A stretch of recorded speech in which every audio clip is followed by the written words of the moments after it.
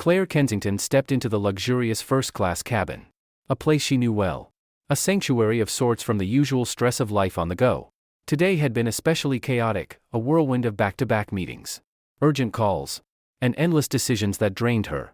First class was her reward. A space where she could finally unwind. Away from the demands that had worn her nerves thin. She looked forward to the comfort of a leather seat, the quiet hum of the cabin, and a glass of champagne to help her reclaim her poise. As Clare glanced down the aisle, her eyes fell upon her seat, occupied by a man. He sat calm and composed, thumbing through a stack of papers with focused ease. At first, she merely noted his presence, then took in the details: a well-built black man, casually dressed in jeans and a plain jacket. An unexpected wave of irritation surged. Clare hesitated, her feet slowing just slightly as she processed her reaction. It wasn't something she would typically say aloud, nor something she'd think too deeply about. But this wasn't the type of person she usually encountered in first class. This was her world. A realm of well-dressed professionals and polished fellow travelers she instinctively recognized as part of her circle. She couldn't help feeling that he didn't quite fit into that world, a world she felt entitled to define and protect. And yet, here he was, occupying the seat beside hers, completely at ease, entirely unaffected by her arrival. Clare composed herself and slid into her seat, pointedly turning her body away from him as if she could create a wall between them through sheer will. Out of habit, she glanced around the cabin, looking for some sign that someone else had noticed this mismatch. That someone shared her discomfort, but everyone else seemed absorbed in their own thoughts, their own spaces, content in the silence of the cabin. After a few tense minutes, her annoyance simmered into something more piercing. How could he ignore her like this? She was certain she'd conveyed her discomfort with a few subtle cues, the way she huffed slightly as she sat down, the quick glances she stole in his direction. But he remained undisturbed, focused on his papers, oblivious to her frustration. The man radiated a calm that only heightened her irritation. What right did he have to be so indifferent? Unable to ignore the rising tension within her, Clare caught the eye of a flight attendant and gestured with a small, deliberate wave. The young woman approached with a courteous smile, but Clare could sense the hesitation in her eyes. Leaning closer, Clare whispered, "Is there any chance I could be moved?" The attendant's polite expression flickered as she glanced briefly at the man seated beside Clare, her own discomfort evident. "I'm sorry, ma'am," she replied with a quiet but professional tone. "The flight is fully booked. There are no other available seats in first class." Clare felt her frustration harden. She wasn't used to hearing no, especially not here, where she had always been able to get her way. It was a rule of her world. After all, she was Clare Kensington, a woman accustomed to control, to structure, to order things the way she wanted. "You're telling me I have no choice?" she pressed, folding her arms tightly. Her voice, though restrained, carried a sharp edge, as if she could will the situation to change by force of personality alone. The attendant offered another apologetic nod, her smile strained, before excusing herself with a soft murmur. Clare's lips thinned as she turned her gaze back to the man, who seemed entirely oblivious to the turmoil she'd stirred up.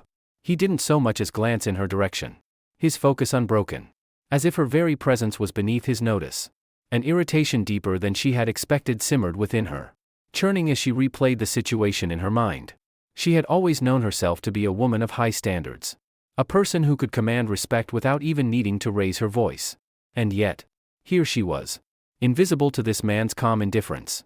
For Clare, first class was not merely about the luxury, it was a reflection of her own hard-earned place in the world, a symbol of her success and worth. She had come to see it as her domain, a place where she could relax without having to confront anything unsettling.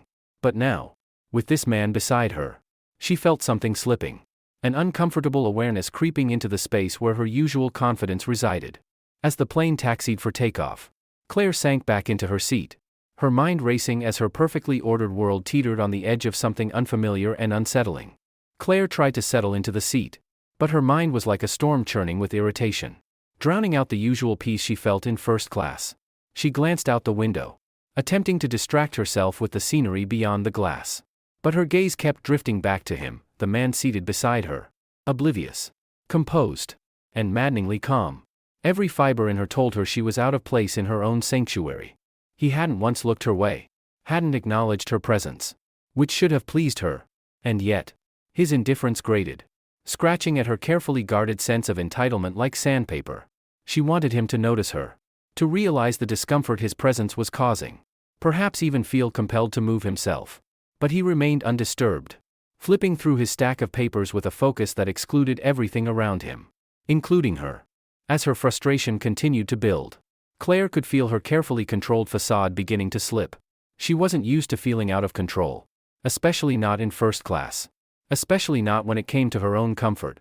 She turned to face him, unable to contain herself any longer. "Excuse me," she began. Her voice clipped and precise, barely masking her disdain. "I'm not sure if you're familiar with first class, but it usually carries certain standards." The words hung in the air between them, her condescending tone clear as day. Claire felt a twisted satisfaction in her chest, expecting him to flinch or offer some stammered apology. But he merely paused, looked up from his papers, and met her gaze with a calm, unblinking stare that was neither intimidated nor surprised. His expression was unreadable, his eyes steady and observant, as if he were sizing her up without a hint of concern. "Is there something you'd like to say to me directly?" he asked, his tone polite yet firm, giving her an opportunity to express herself openly if she dared. Claire felt her face flush as his steady gaze bore into her. Unshaken, she was momentarily at a loss for words, her confidence thrown off balance by his unbothered demeanor. In that moment, her pretense of authority seemed to crumble, leaving her face to face with a man who wasn't moved by her status, her tone, or her judgment. I didn't mean it that way," she stammered, though the tension in her voice betrayed her. She tried to recover, to gather her words back into a semblance of control, but they seemed to slip through her fingers like sand. Unruffled, he looked at her a moment longer before his gaze softened just slightly, as though he saw right through her veneer of privilege and pride. It was a small shift, but it was enough to make Claire feel as if she were suddenly exposed, stripped of her usual armor. She quickly turned away, her cheeks burning. The silence that followed was unbearable, and for the first time in her life, Claire Kensington felt something she couldn't remember feeling before: uncertainty, vulnerability. His calmness was like a mirror, reflecting back at her a side of herself she rarely confronted, one that was far from the polished, powerful woman she liked to believe she was. A soft cough broke the silence, and Claire realized the flight attendant had returned, a look of mild concern on her face. But Claire could barely meet her gaze, waving her off in a quick, dismissive gesture. She was determined to hold on to the scraps of her dignity, but as she sank back into her seat, her mind churned with frustration, resentment, and something else that gnawed uncomfortably at her pride. As the plane lifted into the sky, Claire stared straight ahead, her mind racing. Why hadn't he reacted? Why hadn't he shown any sign of discomfort or embarrassment, as she would have expected? She felt as if he'd simply taken her condescending words and let them wash over him, completely unaffected. The thought only intensified her irritation. For the remainder of the ascent, Claire sat rigidly, her heart pounding as the realization set in that her power in this situation was non-existent. For once, her status didn't matter, and no amount of dismissive glances or cutting remarks could change that. And it was a feeling she wasn't prepared to confront. The cabin settled into the quiet hum of cruising altitude, but Claire's frustration only intensified. Her mind, usually sharp and poised, felt like a simmering cauldron, emotions bubbling to the surface as she sat beside the man who had dismissed her authority without a word. She snuck a glance at him, still calmly absorbed in his papers, as if she didn't exist, as if her entire attempt to exert control had been irrelevant. For Claire, it was unthinkable. She couldn't shake the thought, this was her world. First class was a place of dignity and decorum, a space she felt belonged to her and those she deemed deserving. And yet, this stranger, oblivious to her disapproval, even to her presence, seemed to carry an air of belonging she couldn't quite understand. She stole another look, expecting to find something, anything, that would justify her irritation. But his calm demeanor only highlighted the discomfort brewing inside her. The more she watched him, the more Claire's mind raced with half-formed thoughts, each one more irrational than the last. How could he sit there so unaffected? Couldn't he sense her discomfort? The thought gnawed at her. Perhaps he was ignoring her on purpose, choosing not to acknowledge the authority she had hinted at, the control she'd always wielded without question. The idea was infuriating. Unable to hold back any longer, Claire called for a flight attendant, her voice low but firm as she gestured for attention. The young woman approached, her smile tentative, and Claire leaned in, trying to keep her tone polite yet insistent. "I'd like to speak to someone in charge," she whispered, shooting a quick glance at her seatmate, hoping he'd notice her rising dissatisfaction. The attendant's face flickered with discomfort. But she nodded and moved to fetch a supervisor. Clare sat back, her fingers tapping impatiently on the armrest as she rehearsed her words. She knew she needed to tread carefully. A direct complaint might come across poorly. So she chose her words carefully, preparing to frame her request as one of maintaining first-class standards. Moments later, the supervisor appeared. Clare wasted no time, launching into her complaint with an air of calm authority, her voice low and controlled. "I'm concerned about this arrangement," she began, gesturing subtly to her seatmate. "I've flown with your airline for years, and I've come to expect a certain level of professionalism in first class." The supervisor listened with a patient nod, but her response was firm, echoing what Clare had already been told. "I'm very sorry, ma'am, but we're at full capacity. We assure you that all of our first-class passengers are valued guests who have every right to be here." Clare's irritation spiked. "I'm a frequent flyer," she said, her voice tight with frustration, as if her loyalty alone should have been enough to tip the scales in her favor. "I think that deserves some level of accommodation." The supervisor gave her a sympathetic nod, but the answer was the same. "We appreciate your loyalty, Ms. Kensington, but there simply isn't another option at this time." As the supervisor moved away, Clare's frustration boiled over into a feeling she hadn't known in years: helplessness.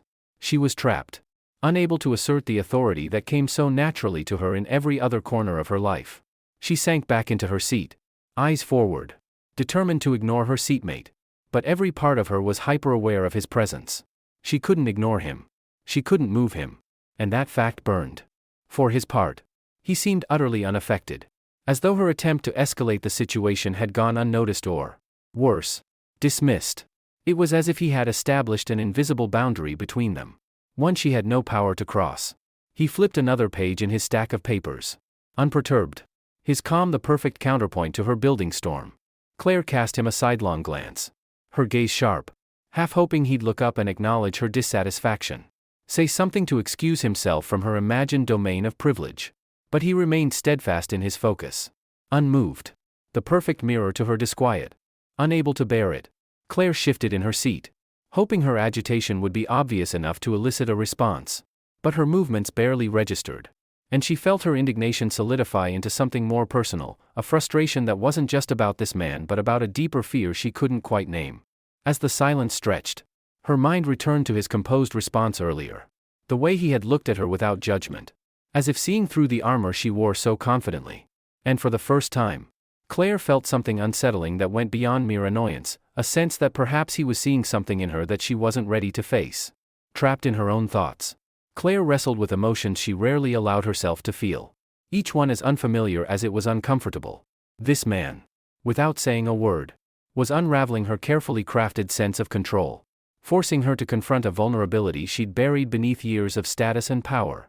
And as she sat in the uncomfortable silence of first class, Clare began to wonder if perhaps the real struggle was not with him, but with herself.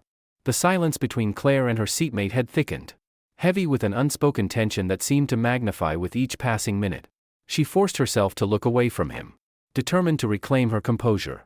But her mind kept spiraling back to the interaction, replaying it with a bitter taste of humiliation. She was Clare Kensington, a woman of influence and power, accustomed to shaping her world as she saw fit. Yet, here she was, seated beside a man whose calm indifference had left her feeling inexplicably powerless. Every attempt she'd made to exert control, to assert her authority in this small space, had only left her feeling more rattled, more exposed. Then, a chime over the intercom broke through her thoughts, jolting her out of her frustrated reverie. "Ladies and gentlemen, this is your captain speaking," came the warm, reassuring voice from the cockpit. "I'd like to extend a warm welcome to one of our esteemed guests today, Mr. David Johnson, a valued partner in our airline."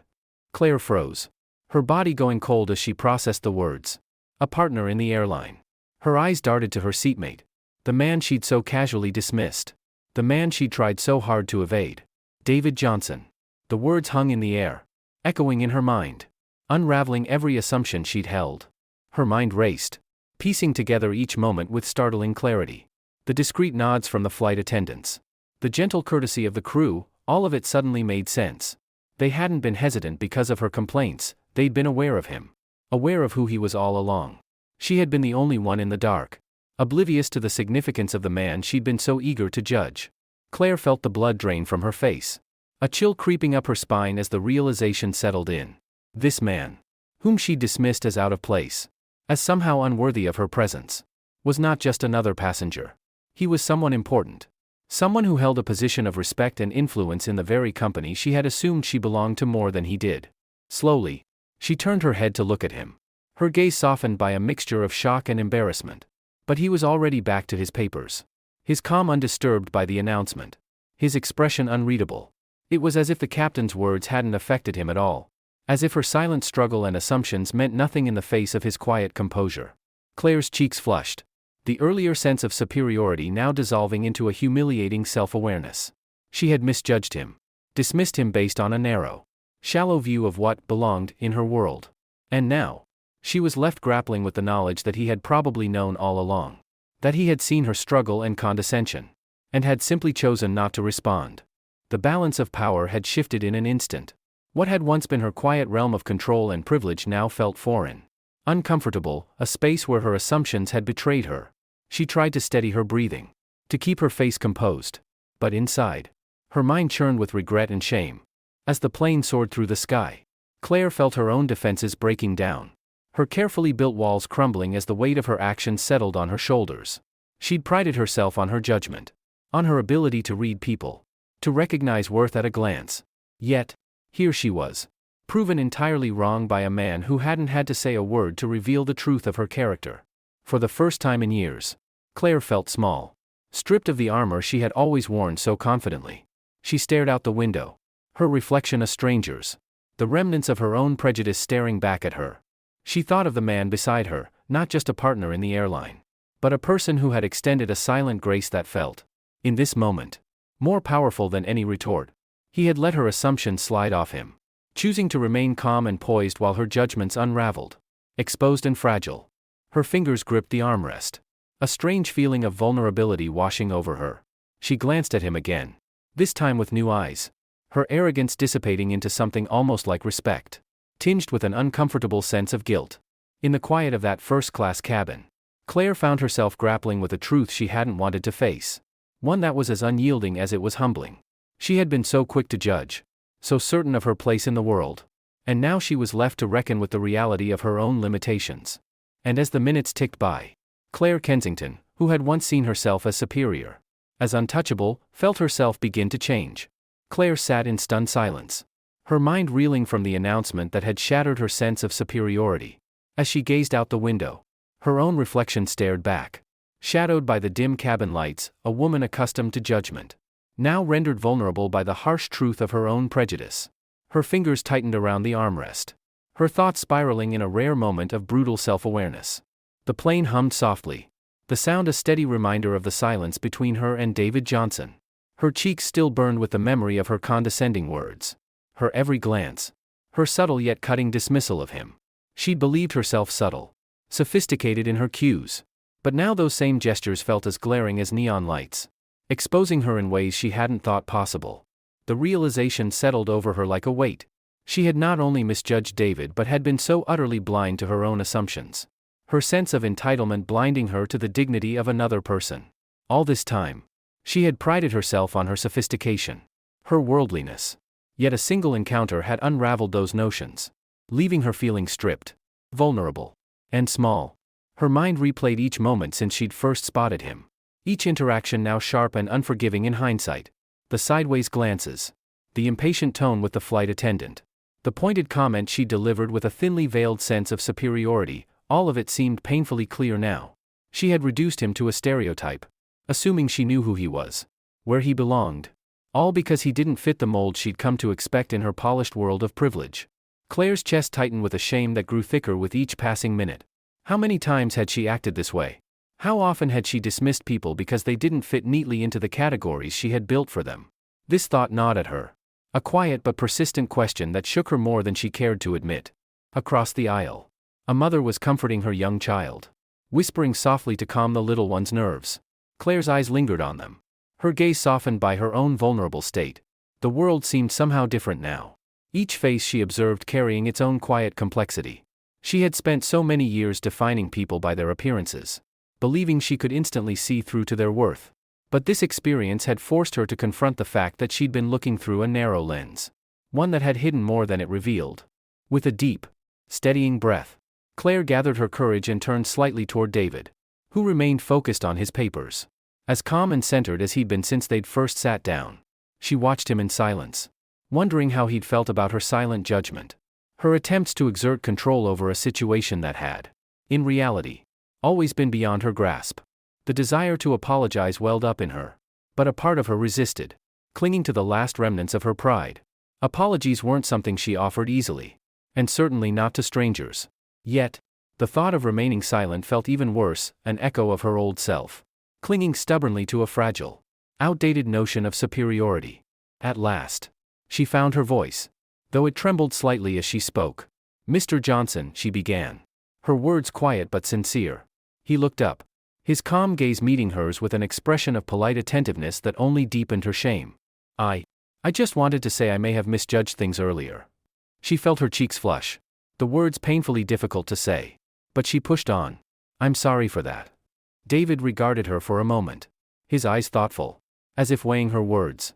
Then he nodded, his expression understanding yet reserved. "Thank you," he replied, his tone gentle but measured. There was no anger, no visible judgment, only a quiet acceptance that left Clare feeling both relieved and strangely hollow. She'd expected his response to offer her closure, to bring an end to the gnawing shame that had taken root in her chest. But his calm acceptance left her feeling exposed. As though the apology wasn't enough to erase the impact of her actions.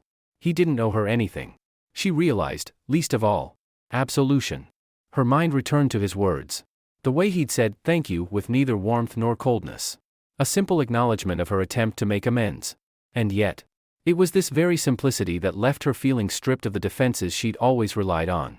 For the first time, she recognized the hollowness of her need to justify herself, to excuse her behavior as a mere misunderstanding or a bad day.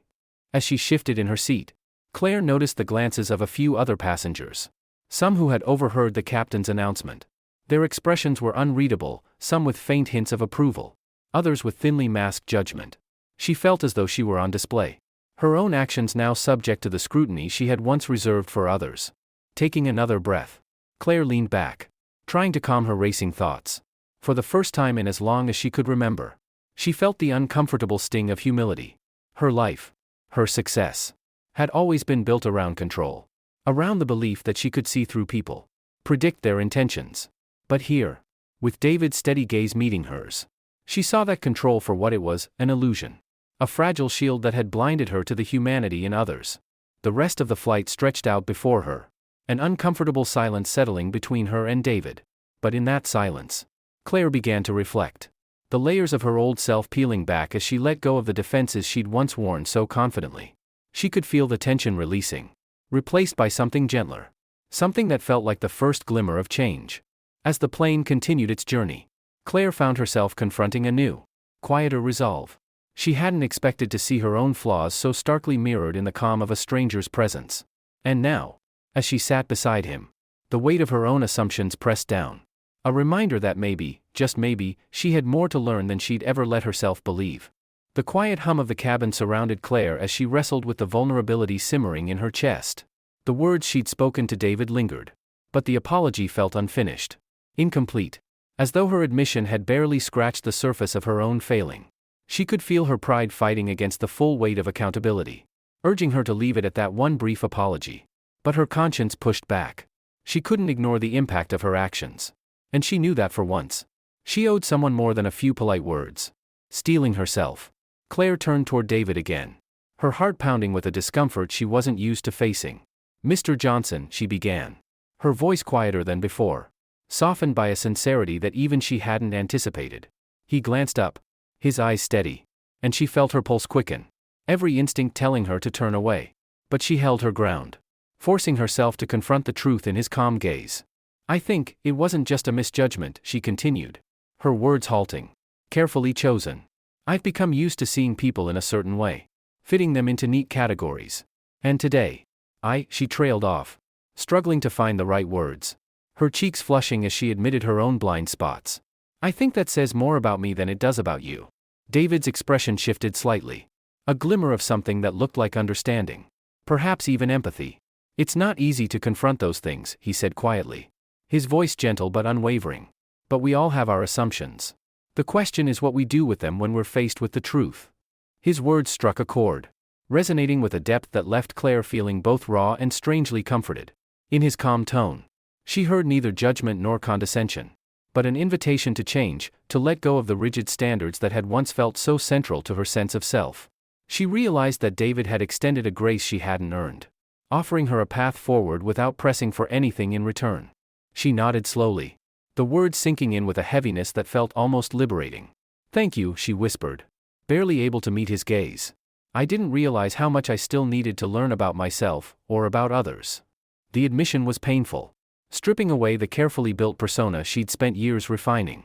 And yet, in the same moment, she felt an unexpected relief, as if letting go of her pretenses had allowed her to breathe more deeply, to see the world with a clarity that had long eluded her. They lapsed into silence. But it was no longer the tense, uncomfortable silence of earlier. Instead, it felt like a space where both of them could exist without pretense, without the pressure of expectation. Clare's thoughts turned inward, reflecting on the ways she had distanced herself from others, her judgments serving as a shield against the vulnerability of connection. She had spent so long elevating herself above others, defining people by the narrow standards of her own worldview, that she'd forgotten how to truly see them. She stole another glance at David, noting the peaceful expression he wore as he returned to his papers. His presence had been a quiet challenge to her, a reminder that respect, dignity, and humanity were qualities far beyond titles, attire, or first-class cabins. In his calm composure, she'd found the courage to confront her own blind spots, her assumptions, and her rigid beliefs. As the plane continued its journey through the night, Clare felt the beginnings of a quiet resolve. This experience was more than a brief encounter, it was a turning point, a moment that would linger, urging her toward a different kind of growth. She realized now that humility wasn't a weakness, but a strength, a door to understanding that she had kept locked for far too long. The flight attendant returned, offering Clare a refill on her champagne, but she declined, a gentle shake of her head signaling her desire for clarity. She wanted to stay present, to feel the full weight of this moment without dulling it, to absorb the lesson that David had imparted with such grace. In the solitude of her own thoughts, Clare found herself beginning to piece together a different vision of the woman she wanted to become. She wanted to be better, not just for herself, but for others, too. She thought of David's words, the quiet conviction he'd spoken with, and knew she would carry them with her long after this flight had ended. As she settled back into her seat, her heart felt lighter, unburdened by the false comfort of superiority she had once clung to. Instead, she embraced a humility that, though uncomfortable, had opened her eyes to a deeper truth. And for the first time in a long time, Clare Kensington allowed herself to simply be a person among people, grateful for the unexpected encounter that had given her a glimpse of the better version of herself waiting to emerge. As Clare sat in the quiet calm of the cabin, her mind replayed David's words over and over. The question is what we do with them when we're faced with the truth. Those words lingered, resonating deeply, unraveling layers of her own carefully constructed self-image. She couldn't ignore them, couldn't dismiss them as easily as she had once dismissed the people around her. For the first time, Clare felt a genuine hunger to change, not just for the sake of appearance, but because she now understood what that change could mean, not just for herself, but for everyone she interacted with. David was absorbed in his work again, his calm focus like a grounding force, and Clare couldn't help but admire him. She observed how he navigated the world without fanfare, his confidence rooted in something far more genuine than status or appearances. His quiet dignity was powerful, effortless. In his presence, Clare felt as if she were looking at an example of who she could be if she let go of the need to constantly assert her worth through titles, appearances, and status. As her gaze drifted around the cabin, Clare's mind began to open to the people surrounding her. She noticed the elderly man across the aisle, gently helping his wife settle with her blanket, a patience in his hands that spoke of years of shared life. A few rows up, a young mother balanced a baby on her hip, gently swaying in the narrow aisle to soothe her little one. Each face, each interaction, felt like a window into a world she had often ignored in favor of her own small, curated one. Every person she saw now had a quiet richness, a story that defied the quick judgments she had once so easily cast. There was something humbling in these observations, a realization that life was unfolding in small, beautiful ways all around her, ways she'd never cared to see. She had spent so long closing herself off, building walls of superiority, believing she already knew all she needed to about the world and the people in it. But here, in this dimly lit plane cabin, surrounded by strangers, Claire saw the limitations of that worldview with a clarity that left her feeling raw and exposed. An hour passed, the cabin lights dimming even further as passengers began to settle into the quiet of the long-haul flight. Claire turned back to her seat, pulling out her tablet with the intent to distract herself with work or emails. But the words on the screen blurred, her mind too preoccupied with the thoughts that had taken root. She knew she could never fully return to the woman she had been before this flight. That woman felt small, shallow, and distant now. Her mind drifted back to David. She wanted to know more about him, to understand what experiences had shaped him into the person he was. But she felt a quiet reverence for his privacy, aware that her interest wasn't owed an answer. He didn't owe her anything, least of all an explanation. Yet his impact on her, his simple presence, had reached deeper into her life than she could have anticipated. A new resolve began to form. A desire not just to leave this flight with good intentions but to put those intentions into action. She wanted to see others more clearly, to approach people with openness rather than judgment, to dismantle the narrow view that had, she now realized, limited her more than it had protected her. At that moment, Claire leaned toward David, her voice soft, almost tentative. "Mr. Johnson," she began. And he looked up, his expression open, patiently attentive. She hesitated, choosing her words carefully. "I just wanted to thank you," she said, her tone laced with a quiet sincerity. "I don't know if you'll ever fully know how much this has meant to me, but I'm grateful. More than you know." David's gaze softened, a hint of warmth in his eyes that spoke of understanding, perhaps even forgiveness. "Thank you," he replied, his voice calm but with a depth that acknowledged the weight of her words. "I'm glad if I could help." She felt a surge of gratitude, a sense that this conversation, this moment, had changed something fundamental within her. He hadn't scolded her, hadn't even lectured her, he had simply shown her, through his calm resilience, the kind of person she could choose to be. The rest of the flight passed in a profound, comfortable silence, each moment feeling like a quiet affirmation of her resolve. She no longer needed to prove herself or establish her presence here. For the first time, Claire felt content to simply be, to let go of the judgments and pretensions that had weighed her down. When the flight began its descent, Claire took one last, lingering look at David. She hoped that, wherever his life took him, he would know that he had left a lasting mark on hers. And as the wheels touched down and the passengers began to stir, she felt a quiet resolve settle within her, a determination to carry this lesson beyond the confines of this flight, into every part of her life. Claire Kensington knew that she still had a long journey ahead, but for the first time, it was a journey she welcomed with open arms. A journey of change, growth, and humility. And as she prepared to step back into her world, she felt something new, a genuine sense of hope for the person she could become. As the plane touched down and taxied to the gate, Claire felt an unexpected rush of nerves. The journey had ended, but the weight of everything she'd learned lingered, filling her with both a quiet exhilaration and a tremor of uncertainty. She knew that the Clare Kensington who had boarded this flight was not the same woman who now prepared to step off. In just a few hours, her carefully cultivated world had shifted, and she felt as if she were seeing everything through a new lens, one stripped of entitlement and prejudice, leaving only raw honesty. The familiar chime sounded, signaling it was time to disembark, and Claire gathered her things slowly, her movements deliberate, savoring the last moments of this transformative flight. Around her, passengers stretched, chatted, and prepared to return to their lives. She looked at them with a new sense of openness, each face carrying a quiet humanity that she hadn't fully appreciated before. As she rose to stand, she glanced at David one final time, her heart swelling with gratitude. He looked up from his bag, meeting her gaze, and in that silent exchange, she felt a sense of closure, not because her apology had absolved her, but because his quiet grace had encouraged her to change. She smiled, a genuine, unguarded smile that felt as foreign as it did freeing. "Take care, Ms. Kensington," he said, his voice warm but understated. "You too, Mr. Johnson," she replied, her words carrying the full weight of her sincerity. She wanted to say more, to express the depth of her gratitude, but somehow she knew that he understood. They shared a nod, a subtle but profound acknowledgement, before she turned and stepped into the aisle.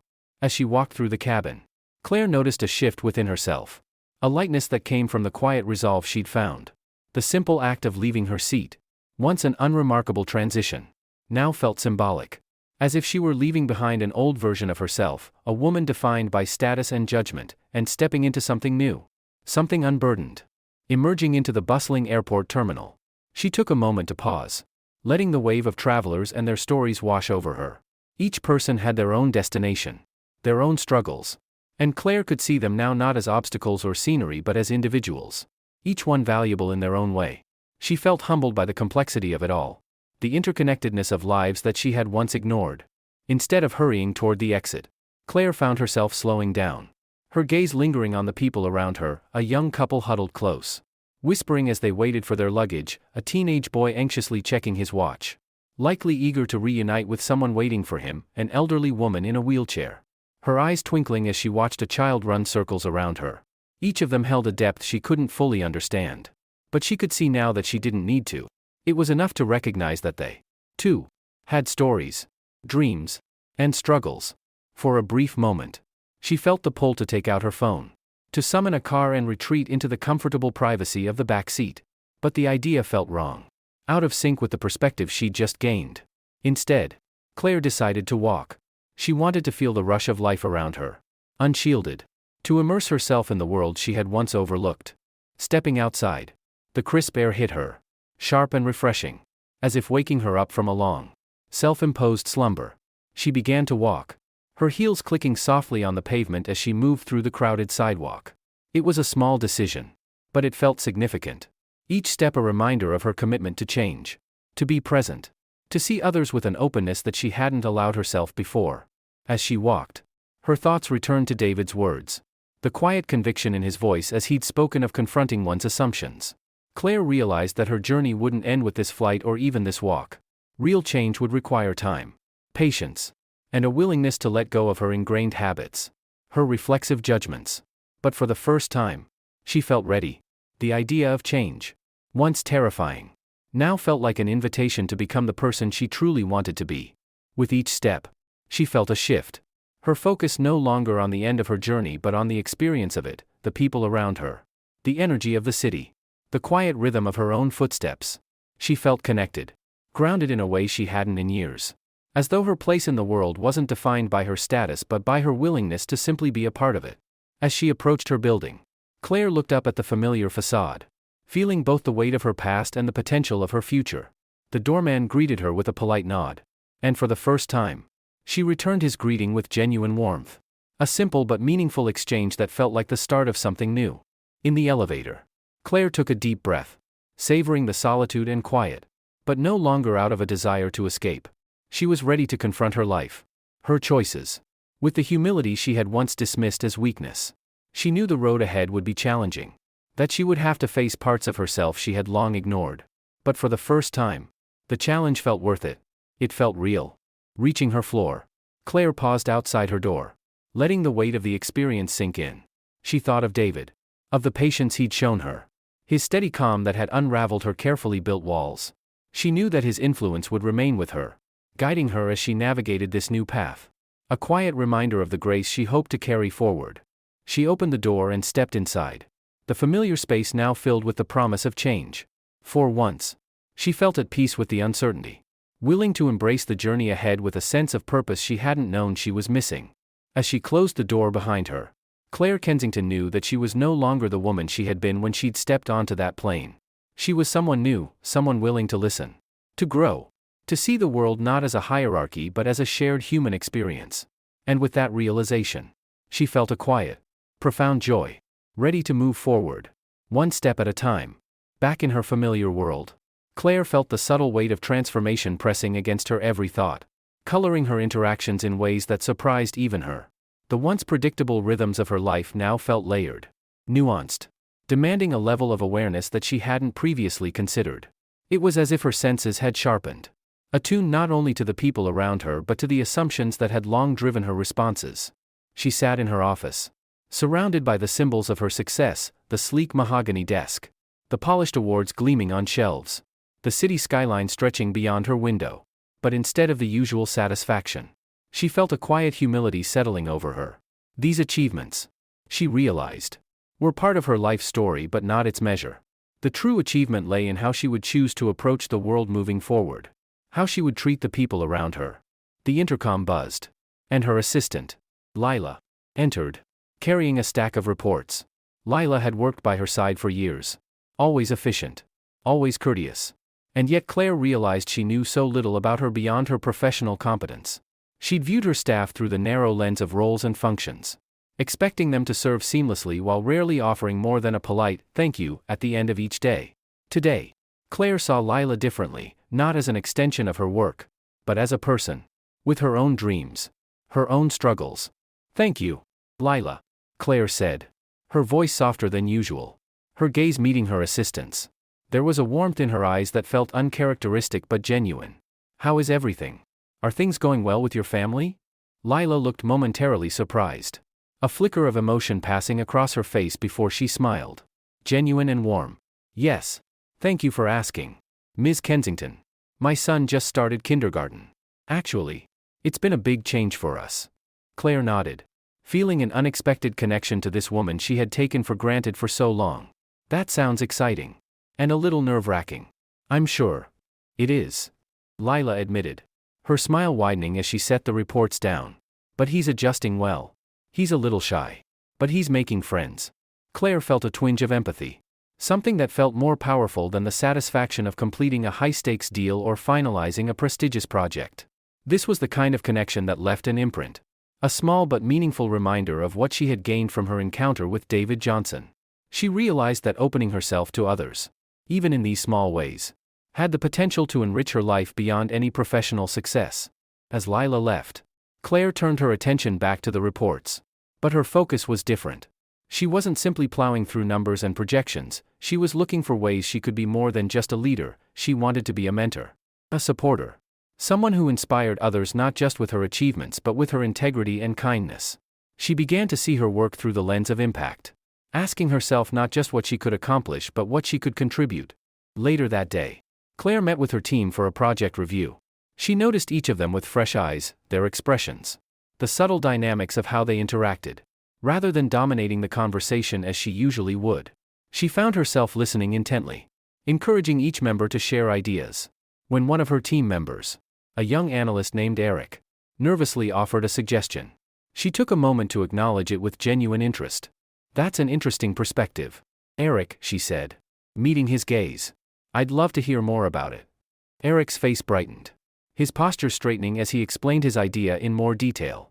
Clare watched the room, noticing how the rest of the team seemed to relax, encouraged by her openness. For the first time, she felt a deep satisfaction that went beyond personal accomplishment. It was the satisfaction of nurturing an environment where people felt valued, seen, respected. As the meeting ended, her colleagues filed out, and Clare lingered in the empty conference room, a quiet pride settling over her. These changes, small gestures, genuine questions, encouragement, they felt unfamiliar but right. It was as if she were stepping into a new version of herself.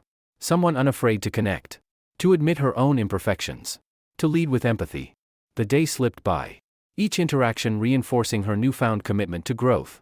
On her way out, Clare paused by the reception desk, where the receptionist, Maya, offered her a friendly smile.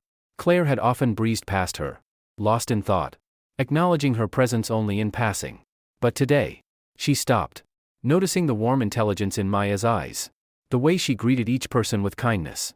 "Thank you, Maya," Clare said, her voice full of sincerity, "for everything you do here." Maya blinked, clearly surprised by the compliment. But her smile grew, genuine and appreciative. "Thank you, Ms. Kensington. That means a lot." As Clare stepped outside into the crisp evening air, she felt a quiet joy welling up, a sense of purpose that went beyond titles or accomplishments. Her transformation was far from complete, and she knew the road ahead would require patience and humility. But these small acts of kindness, these gestures of genuine interest and respect, they were the seeds of change. Reminders of the lesson David had imparted without ever saying a word. Walking toward her car, Clare looked out at the city, bustling with life, each person a part of the intricate, vibrant tapestry she was only beginning to understand. She felt a deep sense of gratitude, a newfound awareness that filled her with hope. Her life was still her own, but it was fuller now, woven with the recognition of others' worth, a connection to the world she had once looked past. And as she drove home, Clare Kensington knew that these seeds of change, planted quietly but firmly, would continue to grow. transforming not just her actions but her entire perspective. She was ready to water them, to nurture them, to let them take root in her life, making her not only a better leader but a better person. For the first time, she felt the true weight and beauty of connection, a gift, she realized, that was more precious than any title or accomplishment could ever be. Clare drove home in a contemplative silence, the city lights blurring past as she navigated familiar streets with a new, unhurried appreciation. She had spent so much of her life rushing, building, conquering, yet here she was, slowing down to savor the subtle joys she'd overlooked for years. Her journey on that flight had been the beginning, but today had proven that the real work, the lasting change, was only just beginning. When she reached her home, Clare entered with a different kind of awareness, noticing the elegant furnishings, the carefully curated art, the luxurious calm that filled every room. This home, once a monument to her achievements, now felt like a quiet reflection of the person she used to be, a woman who believed that value was built through status, material success, and control. But tonight, as she moved through each room, she felt a desire for something deeper, something more authentic. She sank into her favorite armchair, the city skyline stretching beyond her windows, and let herself fully reflect on the day. It felt like she was peeling away layers, exposing herself to truths she had long avoided. Her mind drifted to David and the simple, unshakable grace he had shown her.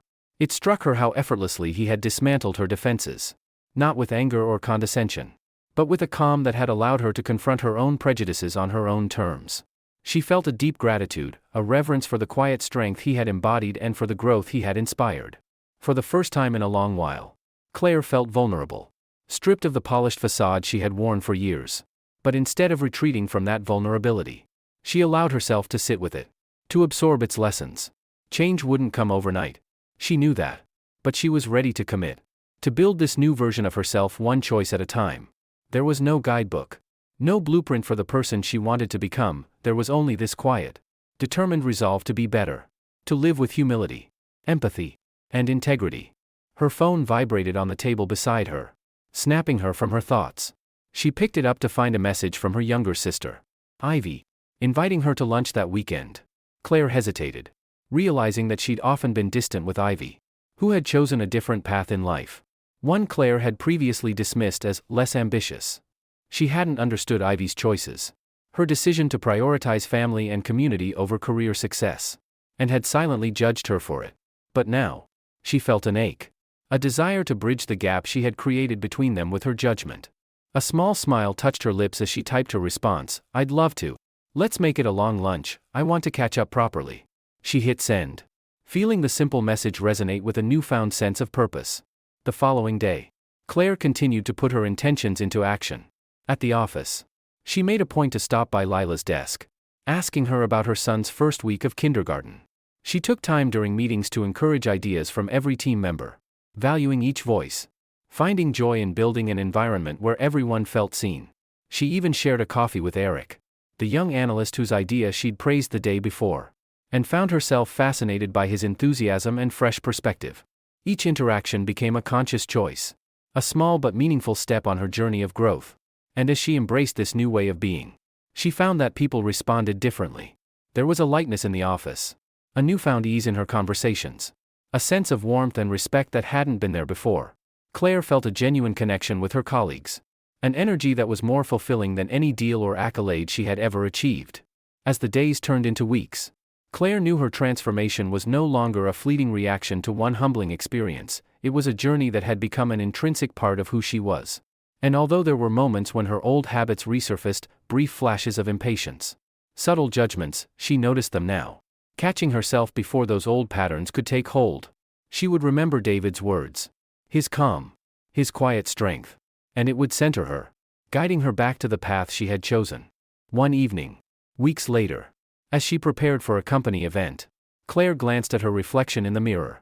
Her appearance was polished, as always, but there was something new in her gaze, a softness, a quiet confidence that came not from the title she held but from the integrity she had cultivated within herself. The transformation felt real, grounded, unshakable. At the event, she was approached by a young woman who had recently joined the company, clearly nervous but eager. Clare listened with genuine interest as the woman shared her ideas, encouraging her to keep pushing forward, to believe in her own voice. And as she spoke, Clare felt a rush of fulfillment that went beyond any personal accomplishment. It was the joy of empowering others, of leaving a positive impact that went deeper than titles or accolades. As the evening wound down, Clare stepped outside for a moment of quiet, watching the city lights glimmer against the night sky. She thought of all the small changes she had made, the people she had connected with, the relationships she had begun to nurture. She felt the beauty of it all, the richness of a life built not on status but on genuine connections and integrity. And standing there, Clare Kensington knew that she had finally found what she had been searching for, not in wealth, not in power, but in the quiet strength that came from living with purpose, humility, and kindness. David's influence had planted the seeds, but it was her choice to nurture them, to water them with every small act of compassion and respect. In that moment, as the cool night air filled her lungs, Clare felt whole, content in a way she had never known. Her journey of transformation was far from over, but she welcomed it, eager to keep growing, to keep learning, to keep striving toward the woman she wanted to be. And with a steady breath, Clare Kensington turned back toward the bright lights and bustling crowd, ready to embrace the life she had chosen with open arms, knowing she would never go back.